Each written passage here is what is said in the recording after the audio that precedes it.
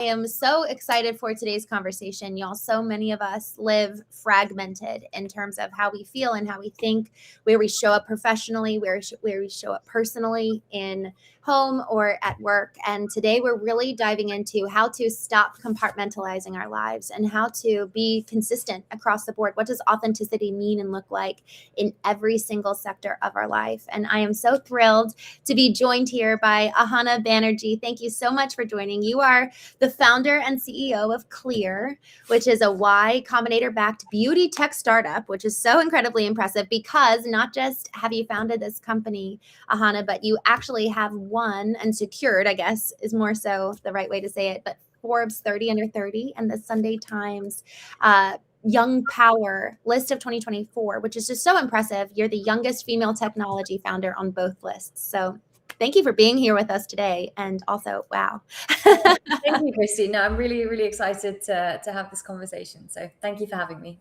I am too. It's cool. I found you on LinkedIn and was just really impressed by your resume and impressed by how you've lived. I think you were 24 at the time when you started the company. I was 21 when I started, actually. And then you were 24 when you secured those 30 and 30. Yeah, so 23 was Forbes, 24 was the Young Power list the year after. Yeah, I'm 26 now for context. And you're about to get married. So you're just like on a roll, literally. And I just would love to, back up a little bit and just look at your life and really examine maybe even some core tenets of how you were raised to position you to be able to accomplish these feats. I mean, really, it's quite impressive. And so for those of us listening, good morning, Straight Trollin and Brian, Jay, we're so happy to have you guys. We're just going to start diving in with questions from you all in the chat, but also with you, Ahana. I'd love to hear, what are those core pillars? Like if you were to look back and advise future parents or even for yourself as you look ahead, what are those things that you really took with you? Yeah, so I think, as with most people, my childhood had a huge bearing on the kind of person that I ended up becoming and sort of the values that I formed. I think when I reflect back, the thing that I'm most grateful for, and just, also to paint the picture, I'm very, very close with my parents. I literally chose to live across the road from them. I speak with them every day, multiple times a day. We all work out together. We're a super tight-knit family. But the thing is, and I think perhaps contrary to a lot of stereotypical brown parents, my parents never actually told me what to do. They were very relaxed, especially by Indian parent standards. And they always let me speak up and be myself, and disagreement was allowed. So I was never sort of stifled or told exactly what to do. And even though I always sort of followed an academic path and I didn't do anything crazy, I had a little bit of a rebellious streak, but that was never stifled. It was always welcomed and there was always conversation around it. And I think from a super young age, again, my parents would encourage us at parties with adults to speak to the adults. It wasn't a kids table and a grown-ups table. It was to actually speak with everyone. And I think that gave me the confidence from a real young age to be able to speak with adults. And given that I started my company fairly young as well, I tried to not let the age factor play into things and believe that I'm very well educated. I have worked incredibly hard and my achievements speak for themselves. And just because I'm a different age to the person across the table doesn't mean that I should be scared or feel like I have to sink down. So yeah, I think just instilling that real level of self-confidence from a super young age had a huge impact. It's so funny. Yesterday, so I was doing a knowing intensive, which is where we really dive into whether it's a couple or a business, and we just really dive into kind of the past and how that shapes their present today. Because in order for us to vision for the future, we have to know where we came from and what could potentially be getting in our way. And the gentleman who I was speaking with, he's 65, their generation of actually a trades business, and it was really fascinating because he grew up in a very, very different way where it was basically children will be addressed and spoken to, and then they can speak in return. But respect was very fundamental in terms of you actually don't really have a place at the table unless we intentionally invite you, very rarely. And so with this freedom, what you said about you had the rebellious streak never stifled, but it was not just encouraged, but it was like openly discussed. Can you talk a little bit about that? Because I think that is so important, rather than just like suppressing and stuffing down what you don't like in your child, but allowing for it to be actually openly discussed. What did that look like? I mean, what it looked like was wearing leather pants and Doc Martens and a lot of eyeliner to school. But no, I think it was just, again, having the freedom to disagree with my parents on things. And I was never pushed into anything. Now, you could argue they were lucky that the interests that happened were like maths and physics, pretty much the nerdiest things that one could go for. But there was never really an indication of you should do this or you shouldn't do that. It was always, okay, you've chosen to do this. Let's talk about why. And so even when it came to my decision to study physics at university, that was my parents really didn't give me any input on what I should study. I think they always believed in, let's give, both me and my brother the tools to figure out what we want to do and then support them on what they want to do, however best they can, as opposed to saying this is the right thing for you. And again, like both me and my younger brother, we have different personalities. He was much more humanities oriented and more sort of single focused. I definitely had a slight leaning towards maths and science, but I was also quite rounded growing up as well. And in some ways, we're quite different people, me and my brother, but the way that my parents treated us both also meant that we have a super close relationship. There was never any kind of competition growing up. I feel the happiest at his achievements. He's one of my biggest supporters, and it's reciprocated. And so I think they just did a really, really good job of letting us all be ourselves. And similarly, they would voice their opinions. They didn't agree on everything, so whether it was politics or stuff, these were just all conversations that we were encouraged to have. And whether it was about, again, politics or religion, things that can be dicey topics that a lot of people will avoid with family altogether, it was just that constant encouragement to speak up, share your thoughts, and kind of welcome a debate and a discussion, which especially now I think is more important than ever. There's such kind of polarization and so many social, cultural issues, and part of that stems from the fact that and dare I say it's slightly worse in the US right now as well. There's so much polarization that the two sides can't even have a conversation about where their viewpoints are coming from, where that conversation is led with empathy, and therefore it reinforces this polarization. So I think, again, just the ability to be able to listen to other people, learn from their life experiences, and build empathy was another thing that I think my parents did a good job of. So good. Yeah, when empathy is modeled for you, it's way easier to actually exhibit it ourselves. It's a really, really tricky thing to learn, I think, in adulthood when it was never modeled for you. It's a completely rewiring of your brain in so many ways. C. Martin, just want to call out a quick comment from him. He says, rebellion can be an externalized reaction to autonomy trauma, a past where your freedom was relentlessly suppressed. And so what's interesting here with hearing you share, and I think for so many people that can be the case. And for you, it sounds like you actually had the freedom, and it was almost just like, okay, well, how far can I go? Is that maybe fair with you kind of having that rebellious streak, but also they really did listen and they were empathetic, and it sounded like you had the creative freedom? Or was that actually kind of on the other side of that rebellious streak coming out?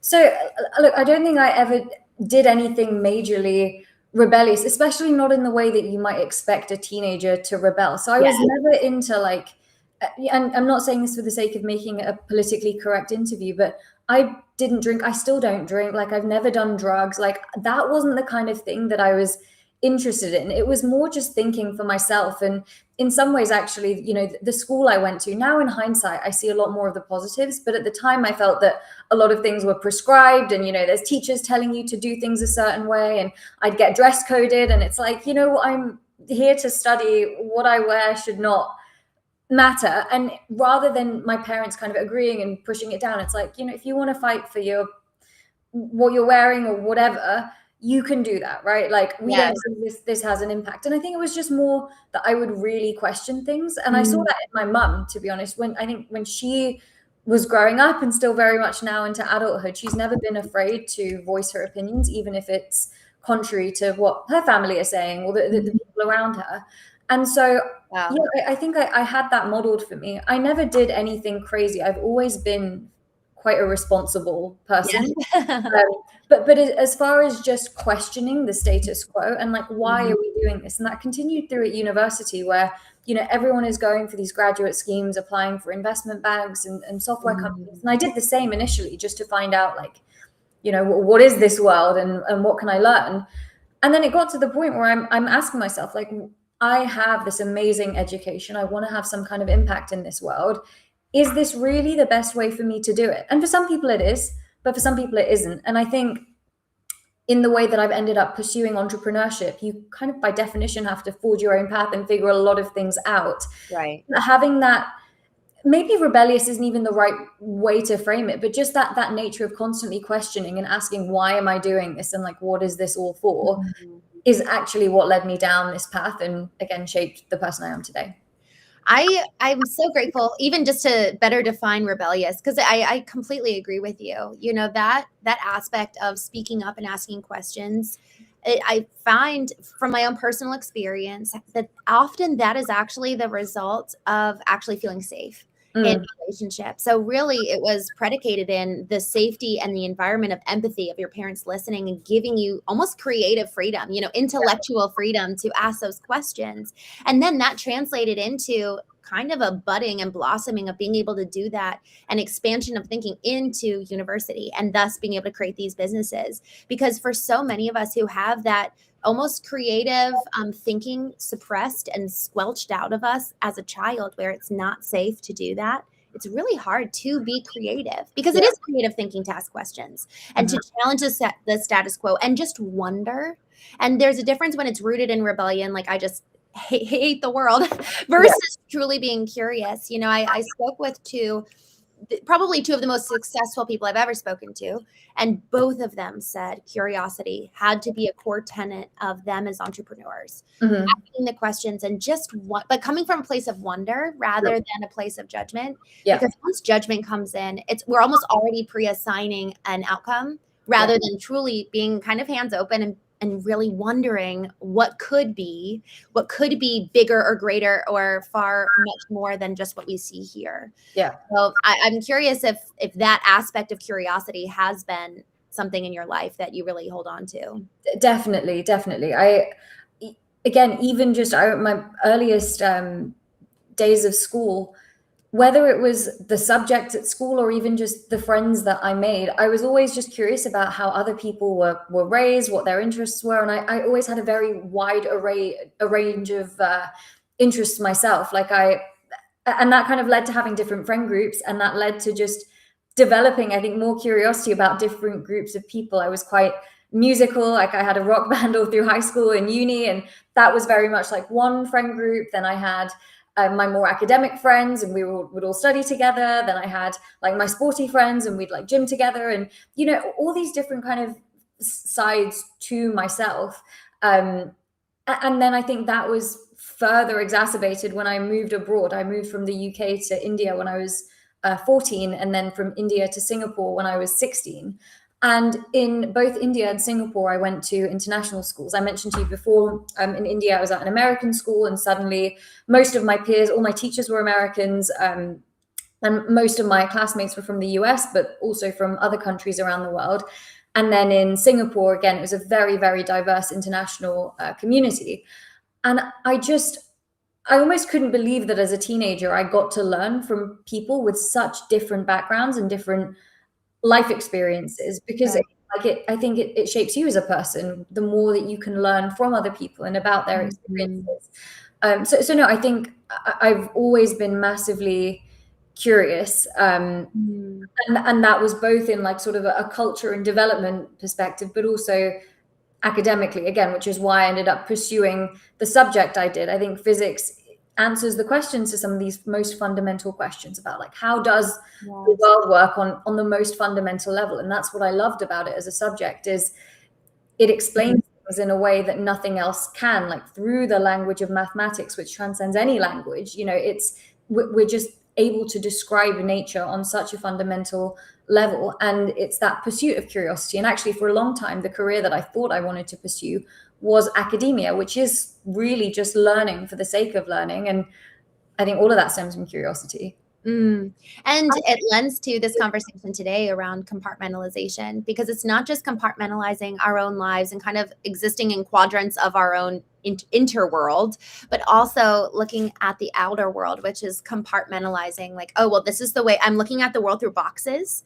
and through a structure, rather than kind of this ever flowing, ebbing and going with, oh, where does curiosity go? And can I follow the almost the yellow brick road all the way down to the Genesis story, or that moment in time, or that, whether it's mathematics or kind of more so on even the emotional level, on the internal world, it being able to engage our whole being and not compartmentalizing. Oh, well, this is where just my intellect shows up in this one quadrant at school. And then over here with family, this is just where, I'm caring and empathetic, but really allowing for the blending and the melding of our inner self and our external world to allow for curiosity to cross boundaries and cross cultures too. It's crossing every single demarcation that most other people would put themselves and exist in a box.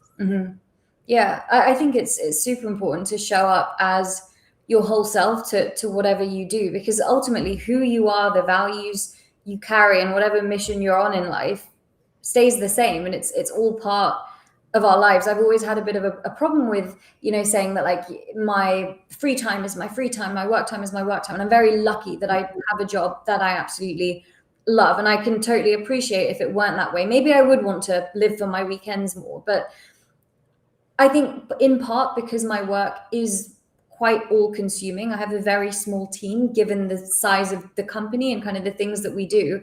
It means I work most weekends. It means I don't really get the opportunity to take holidays. But I've also, I feel, been able to craft a life for myself that I genuinely love. And it's sort of in my list of priorities, the thing that's most important to me is my closest relationships and my family.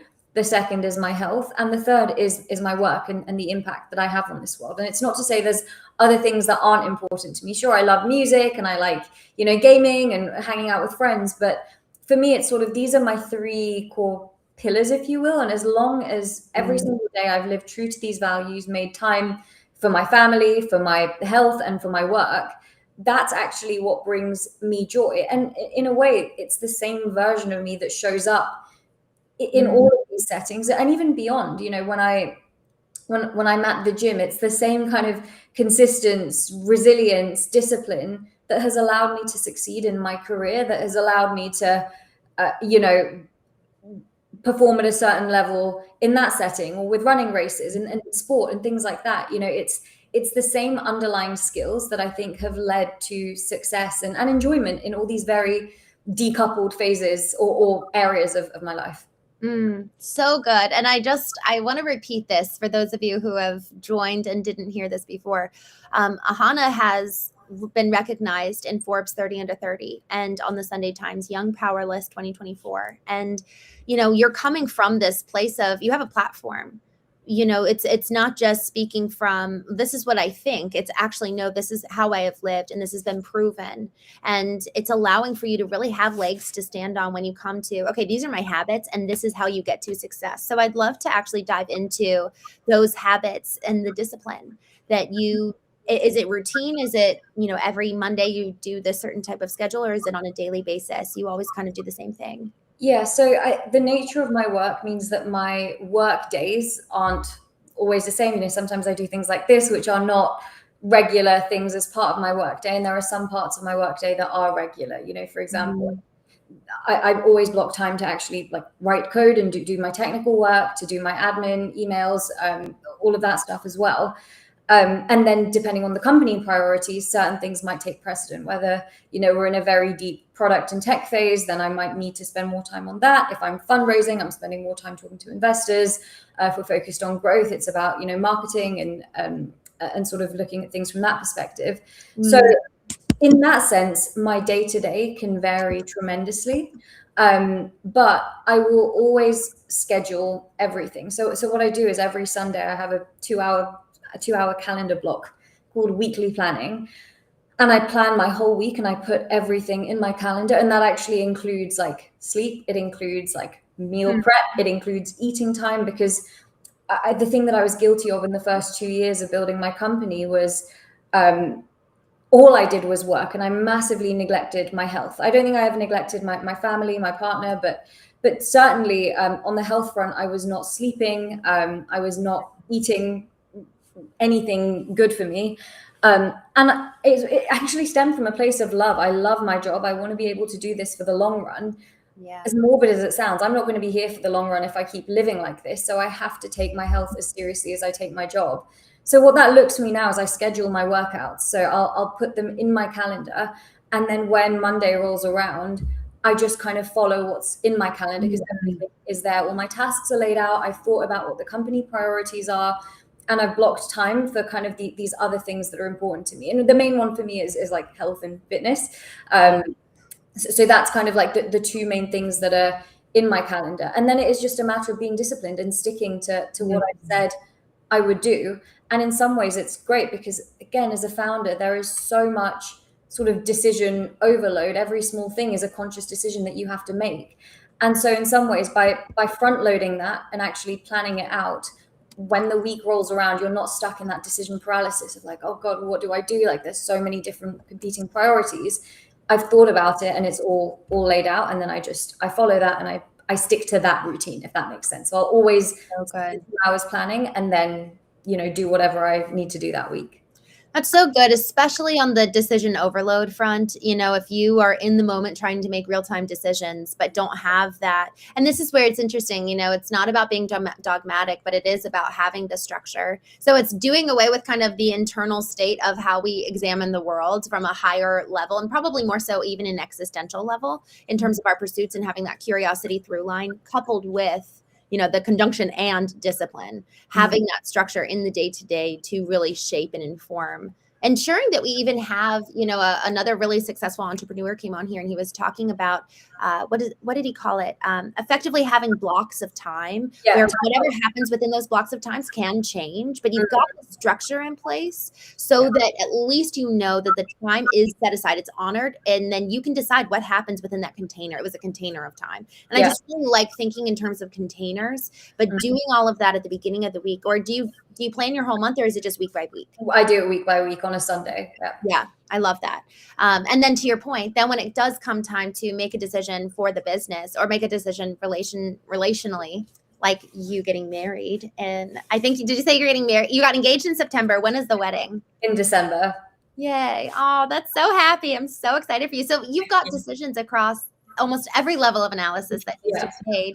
But if we don't have that baseline, that foundation of a schedule, man, it's so wild. Like, give yourself a space in which you can operate and really, really thrive, that allows for the cultivation of each part of us. We talk about the intelligences that arise from our physical body, and then also from the emotional center and the intellectual center, the spiritual center. And each one of those needs to be cultivated, because if we're lopsided on just cultivation in one or even two areas, it's really, really hard to be a healthy, holistic being. Yeah, 100%. Yeah, I love that you called out the physical aspect, because I think that has been something really underdeveloped and hasn't been given due attention for a lot of entrepreneurs. Now when I go into some of these, highest, I would say probably the highest level room I've ever been, and I put that in air quotes because it's all everyone's perspective of what they constitute. But, highest level entrepreneurs that I never experienced, one of the main topics ongoing from the keynotes and from the front of the house, the stage, was health.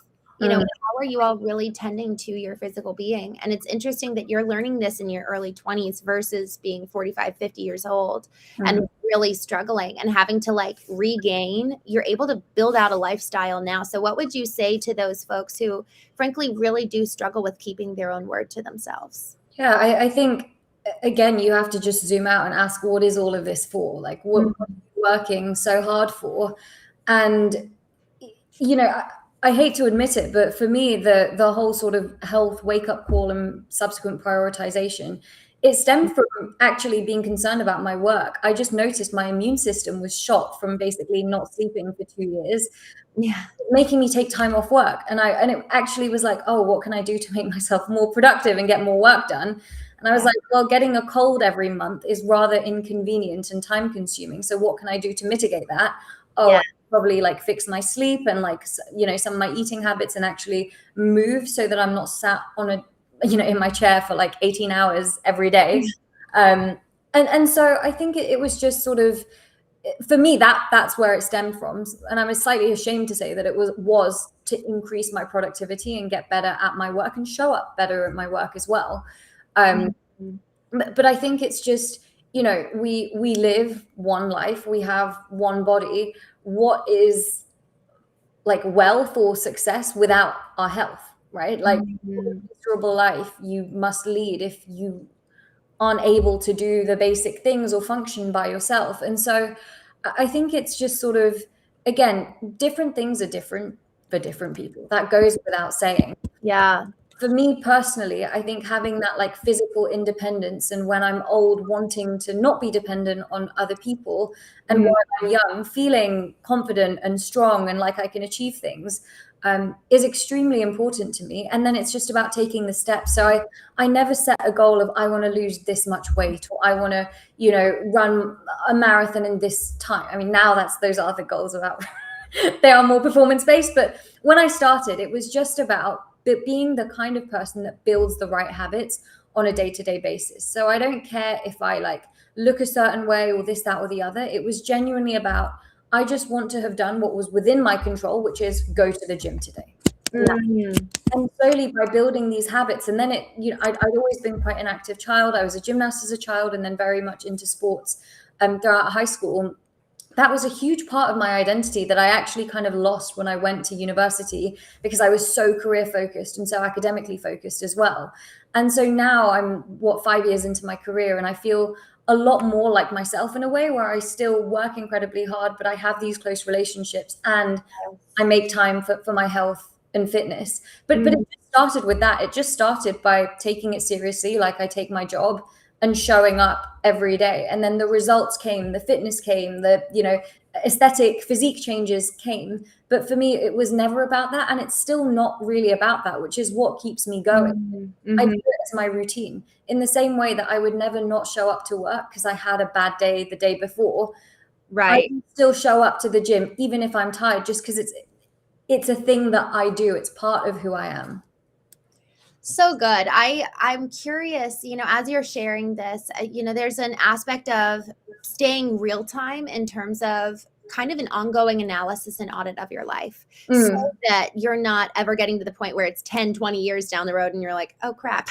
But staying with I guess you could say with a thumb on the pulse of how am I doing, and doing that ongoing analysis.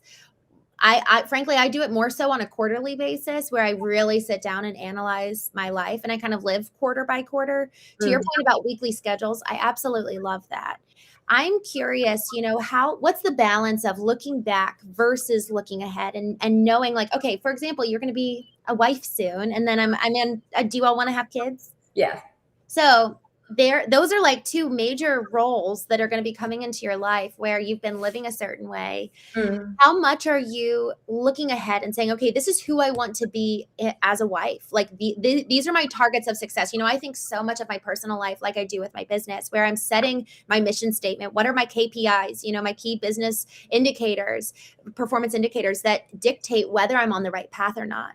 And so I do that with roles, and who do I want to be as a wife? Who do I want to be as a business owner? Who do I want to be as a mom? I'm not a wife or mom yet, but I've actually already kind of outlined some of those aspects, and I kind of am continuously adding to it when I experience other women who are doing it well.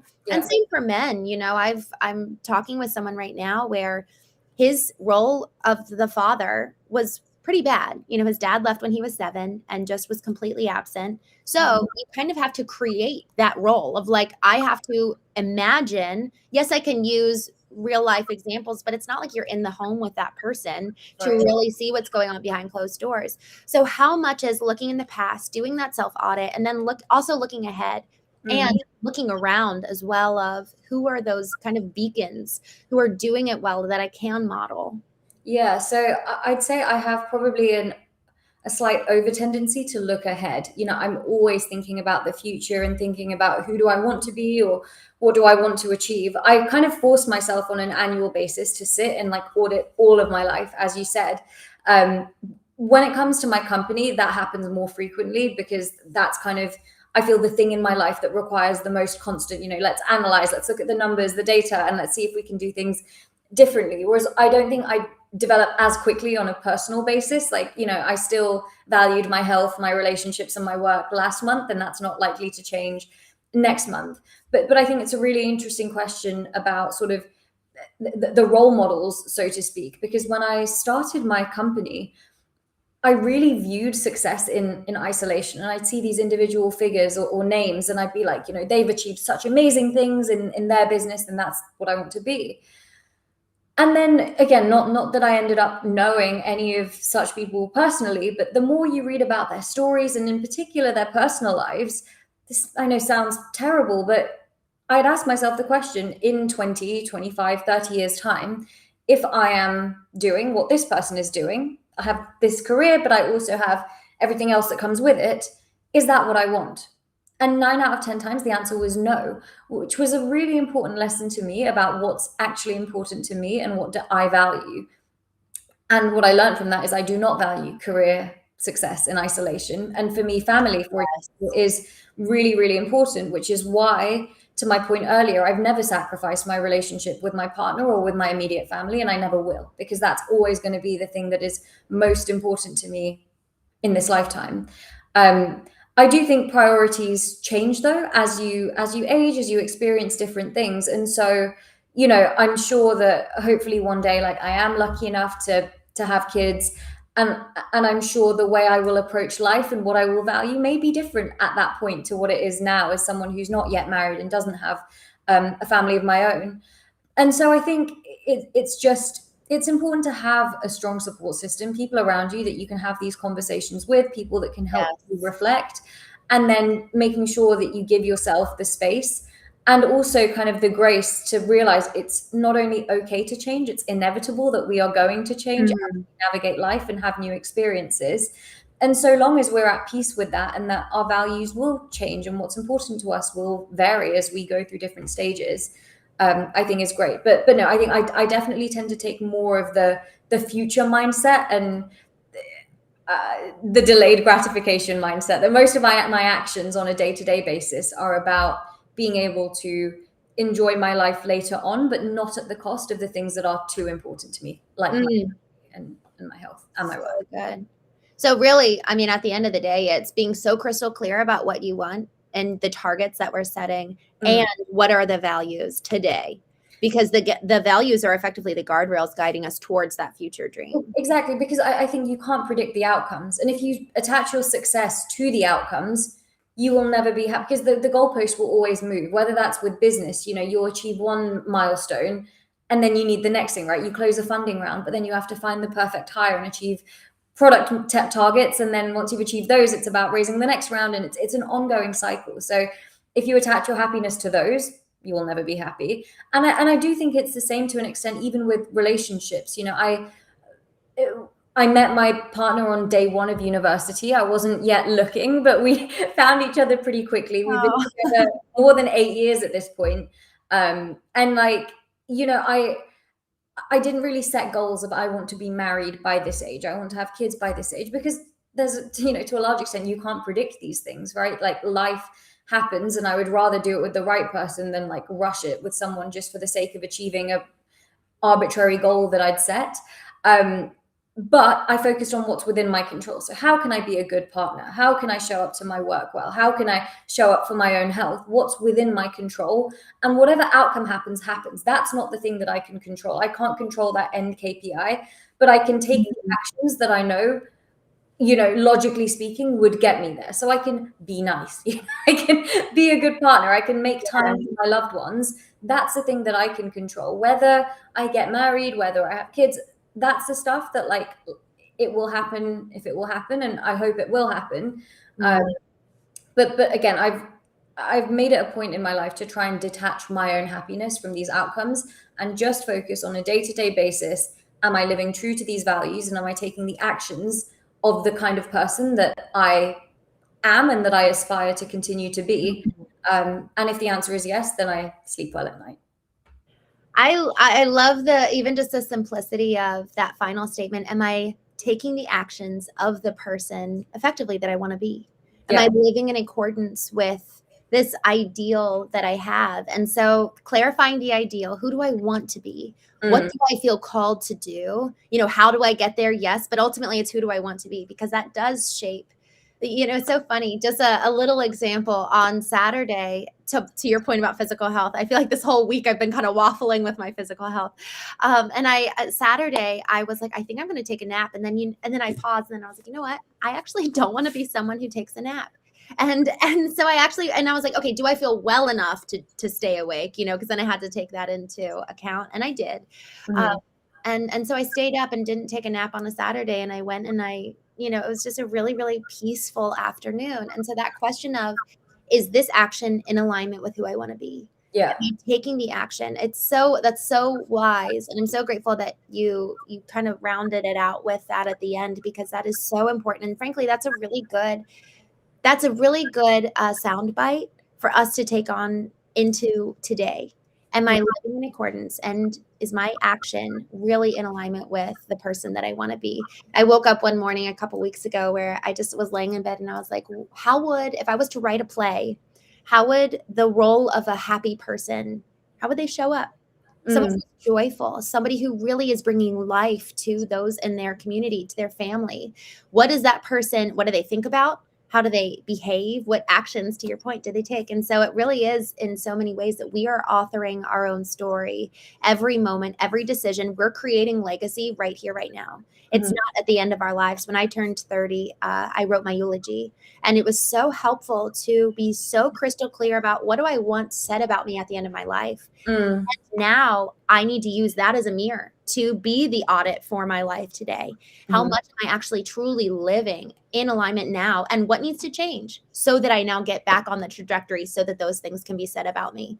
Yeah. So, Ahana, I'm so grateful for you joining today. Thank you so much for your time. And I'm super inspired by you, my friend. And I would love for you to share how people can learn more about you if they're interested in doing so. Yeah, thank you. Well, you can definitely connect with me on LinkedIn. You can see our Instagram and TikTok. But overall, yeah, Christine, it was such a pleasure to chat with you today. And thank you again for having me. Thank you. Y'all, thank you so much for joining us. I'll be live again tonight at 8:30 p.m. Eastern for The Knowing Show. I hope to see you then. But in the meantime, Ahana, thank you for your time. And y'all, I'll see